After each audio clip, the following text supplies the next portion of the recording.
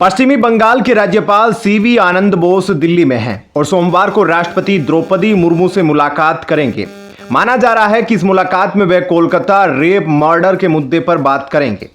दिल्ली रवाना होने से पहले उन्होंने कहा, यह परेशान करने वाला है। पूरा समाज आक्रोशित है, सड़कों पर आक्रोश है, समाज डरा हुआ है। क्या सरकार इसे ठीक से संभाल पाई है? अभी तक नहीं। उन्होंने कहा, मैंने सीएम से बात की है, मैंने सरकार से 3 रिपोर्ट मांगी थी, मुझे केवल 1 मिली है, बाकी का इंतजार है, सरकार को कार्रवाई करनी होगी। गृह मंत्री अमित शाह से मुलाकात के सवाल पर उन्होंने कहा कि वे इस बारे में स्पष्ट नहीं हैं। रक्षाबंधन के मौके पर सोमवार को राज्यपाल ने महिला डॉक्टरों से मुलाकात भी की।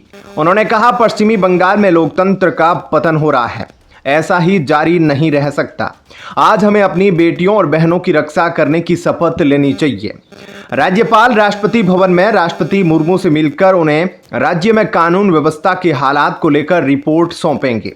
राज्यपाल ने 2 दिन पहले ममता बनर्जी की सरकार को हटाए जाने को लेकर सवाल पूछने पर मीडिया से कहा था कि जो भी होगा वो संविधान के दायरे में होगा।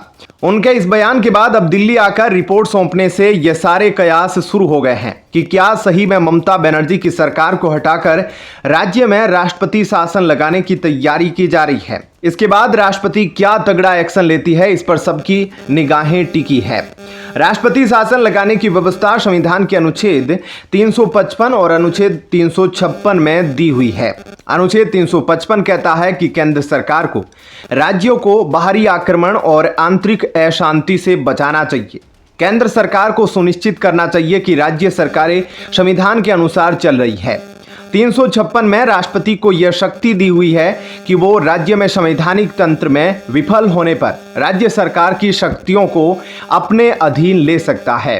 किसी राज्य में राष्ट्रपति शासन की घोषणा करने के लिए अक्सर इन 2 अनुच्छेदों का एक साथ इस्तेमाल होता है।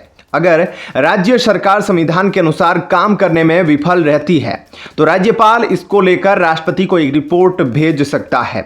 राज्यपाल की सिफारिश को जब कैबिनेट की सहमति मिल जाती है तो किसी राज्य में राष्ट्रपति शासन लग सकता है।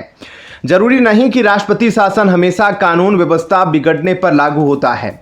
जब राज्य में किसी भी दल के पास बहुमत ना हो और गठबंधन की सरकार भी ना चल पा रही हो तो ऐसी स्थिति में भी राज्यपाल राष्ट्रपति शासन लगाने की सिफारिश कर सकता है। राष्ट्रपति शासन में खास बात यह है कि इस अवधि के दौरान राज्य के निवासियों के मौलिक अधिकारों को खारिज नहीं किया जा सकता। इस व्यवस्था में राष्ट्रपति मुख्यमंत्री के नेतृत्व वाली मंत्री परिषद को भंग कर देता है। राज्य सरकार के कामकाज और शक्तियां राष्ट्रपति के पास आ जाती है। इसके अलावा राष्ट्रपति चाहे तो यह भी घोषणा कर सकता है कि राज्य विधायिका की शक्तियों का इस्तेमाल संसद करेगी। इससे संसद ही राज्य के विधायक के तौर पर काम करती है। ऐसी स्थिति में बजट प्रस्ताव को भी संसद में ही पारित किया जाता है। राष्ट्रपति शासन का प्रावधान केंद्र सरकार को किसी भी असामान्य स्थिति से प्रभावी ढंग से निपटने में सक्षम बनाता है।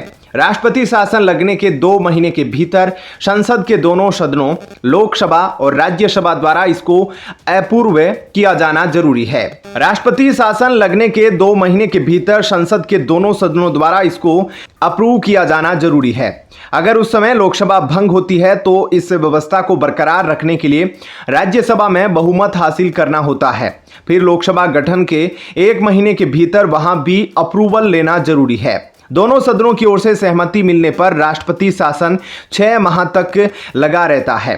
इसे 6 महीने करके अधिकतम 3 साल तक बढ़ाया जा सकता है। ऐसे में आपका इस खबर को लेकर क्या कुछ कहना है, कमेंट सेक्शन में अपनी राय जरूर बताएं। धन्यवाद।